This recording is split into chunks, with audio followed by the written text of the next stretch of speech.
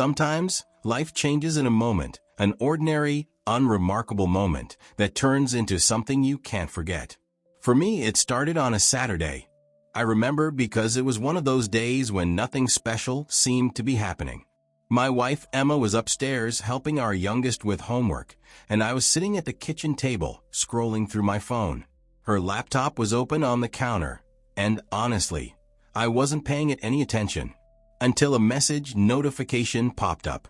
That notification changed everything. I didn't know it then, but what I was about to see would flip my world upside down. And trust me, you're going to want to stick around for this.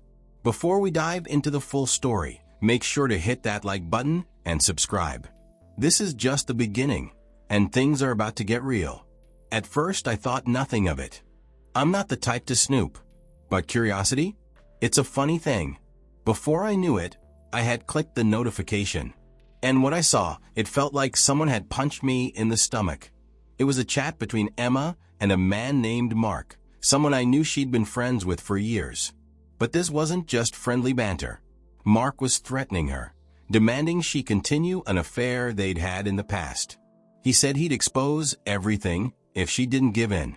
Her messages back were desperate. She begged him to stop, saying she didn't want to hurt me or destroy our family.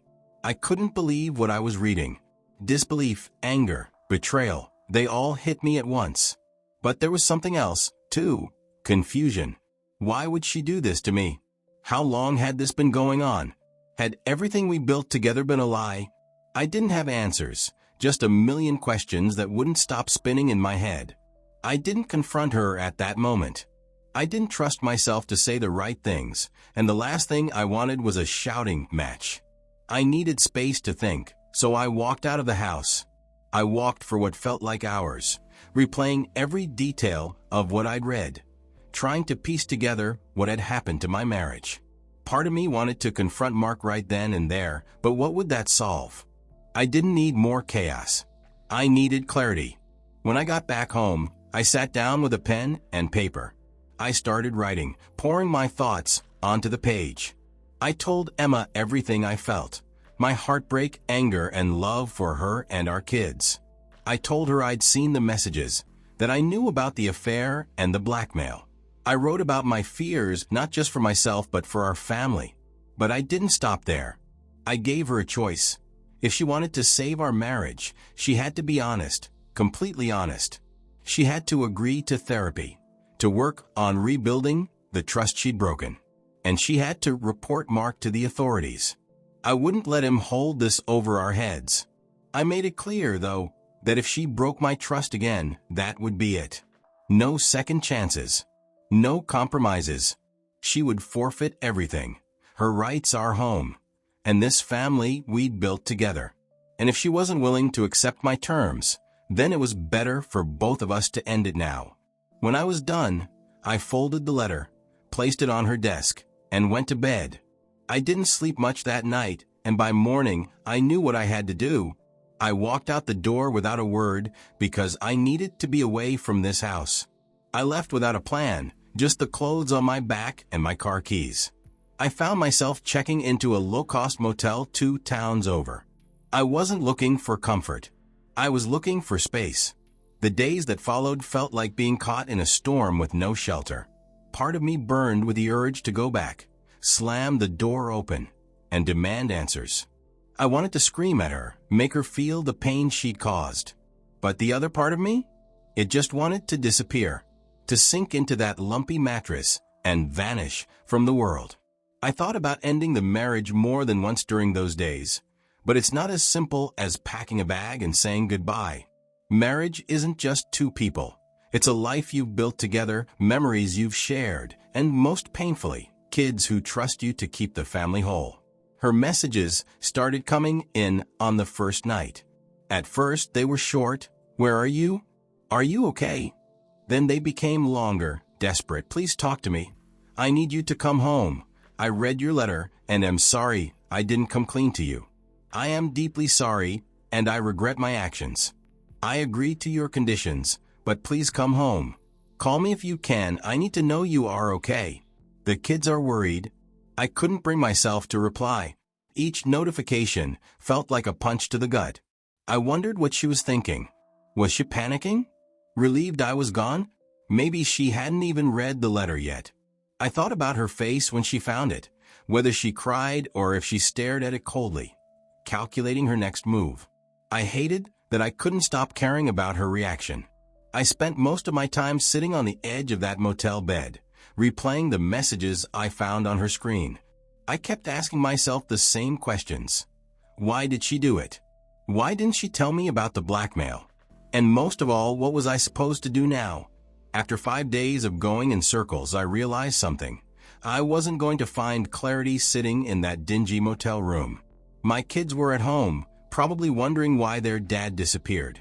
And Emma? I couldn't move forward until I heard the truth directly from her lips. I wasn't ready to forgive her, not by a long shot, but I owed it to myself and to the kids to face the mess head on.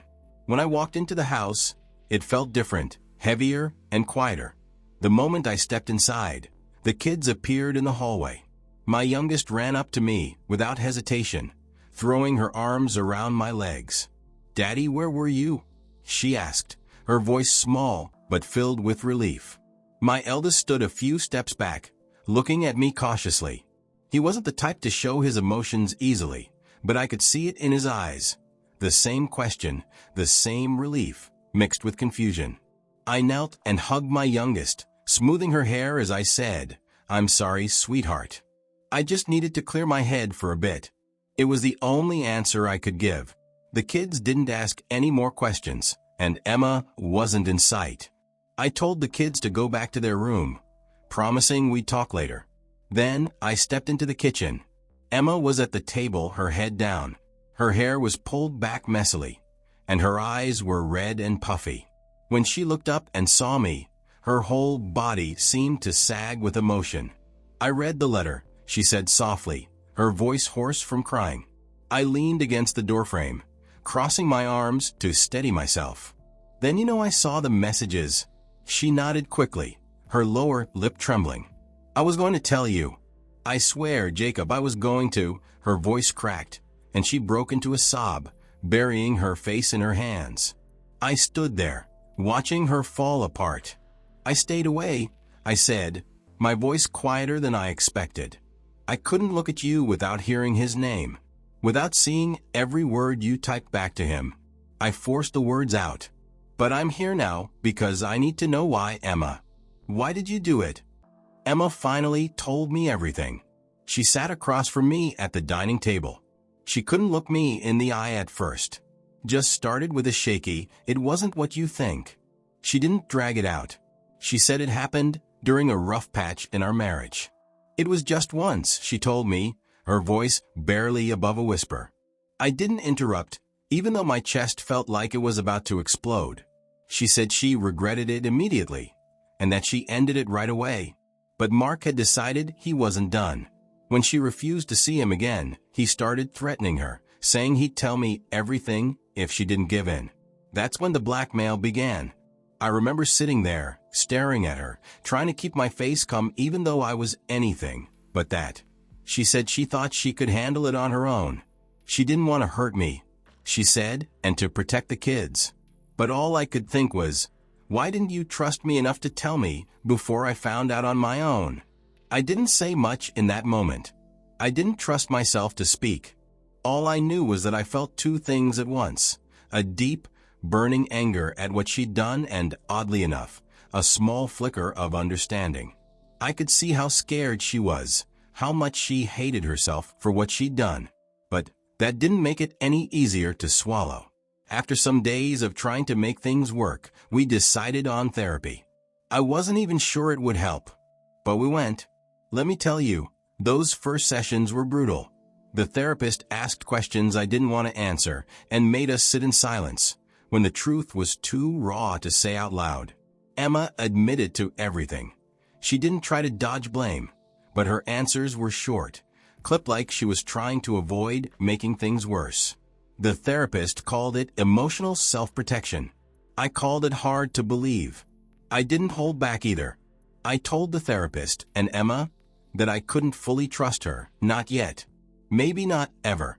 I told them both how I was willing to make things work because of the kids and how betrayed I felt, how embarrassed and how stupid.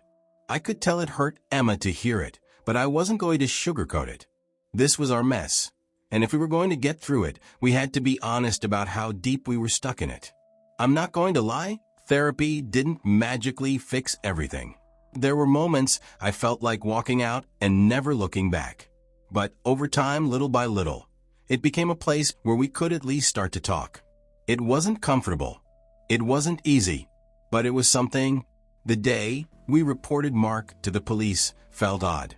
She explained everything while making her statement. The affair, how she ended it, and how Mark had been threatening her. I stood beside her. When she finished, she looked at me. I wasn't sure what was in her eyes, gratitude? Hope? I nodded, but I didn't say a word. We walked out in silence. That night, I lay awake, realizing we'd dealt with Mark. He was out of our lives now. But this wasn't the end. It was just one step in a journey that still felt uncertain. Emma didn't waste time proving she wanted to fix what was broken. She handed me her phone without me even asking. "You can look through everything," she said, her voice steady, but her hands trembling just a little. Her laptop? Same deal. She even started telling me where she was going and when she'd be back, down to the minute. I didn't ask for these things, but I think she knew I needed them to rebuild trust. For me, it wasn't as simple. I wanted to trust her, God, I wanted to. But every time I looked at her, the memories of what I'd read came rushing back. It wasn't that I hated her. Trying to love her again felt like trying to run through wet cement. But then, there were these moments, unexpected ones, where I'd catch a glimpse of the woman I fell in love with. The hardest part of all of this wasn't my pain, it was watching it spill over onto the kids.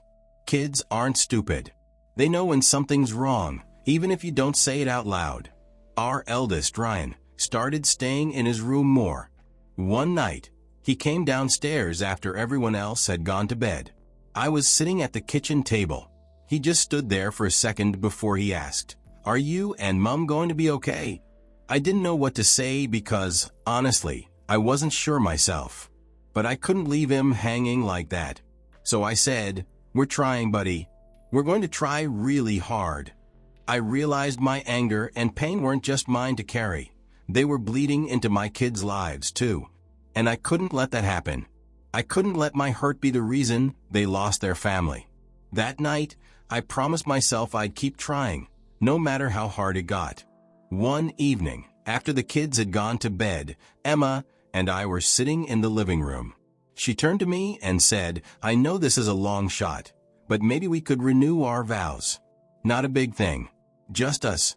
I didn't say anything at first. Part of me thought, why would I say those words again if I'm not even sure I mean them? But the other part, the part that still loved her deep down, thought maybe this is what we need.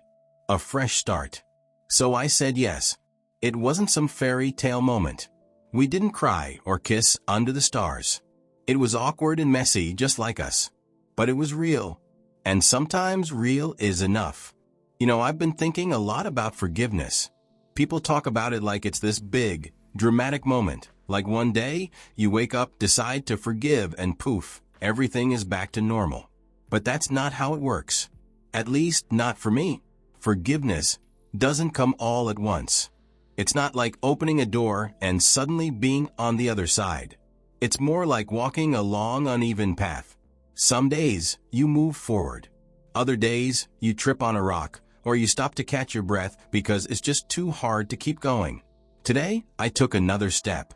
I don't know what tomorrow will feel like, or the day after that, but right now I'm trying. And that's all I can do. What about you? If you were in my shoes, do you think you could forgive? Could you keep walking down that path? Or would you turn back and close the door for good? I'm not saying there's a right or wrong answer. There isn't. But I wonder, what would you do? What do you think I should do? Let me know in the comments. I'd like to hear your thoughts.